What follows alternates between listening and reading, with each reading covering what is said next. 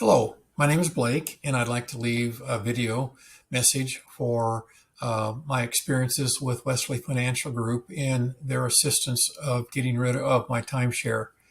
Uh, in 2004, my fiance and I traveled to Hawaii, to the island of Kauai, to where we stayed in her mother's timeshare. And of course, we went to the owners' meeting. And when we walked out of there, some hours later, we had a contract, a mortgage, and a new credit card. We eventually paid off the mortgage, but over the years, as we went to other timeshare meetings, we ended up buying some more points, and we ended up with 8,750 points with Shell Vacations Club. When we first started with our timeshare, the monthly maintenance fees were less than $100. And in January of 2022, I received notice that my monthly maintenance fees would be $214 a month. When you go into these meetings, they tell you that you're going to be financially committed to going on vacations because you have invested all this money. And that sounds great in theory, but in real life, you don't always have the time or the luxury to take vacations when you'd like to. And so we ended up with a lot of points accumulating, banking, in certain cases, even taking them and trading them in on Visa gift cards just to get rid of the points so they didn't go away and disappear. I became very disillusioned with Shell Vacations Club / Wyndham. Every time we'd go and try to use points, we would tell the people upon check-in, hey, we don't want to go to the owners' meetings. We've been there, we've done that. There's nothing you can tell us. But then they would say, oh, yes, come on, go. We have free refreshments. We have these great gifts for you. And it's only going to take about 30 to 45 minutes.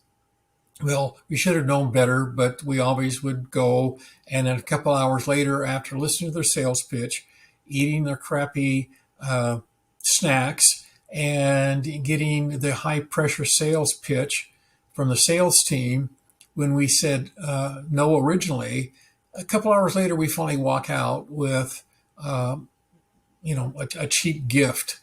And it just got to the point where it was no longer fun. It was almost to the point that when we would go to check in, that we were apprehensive about knowing the pressure we would be getting to go to these sales meetings. So we just reached a point where we decided enough's enough. We don't want to be here anymore. I even got to the point where I offered my kids to sign over the points to my kids if they would take over the maintenance fees, and they were not even interested.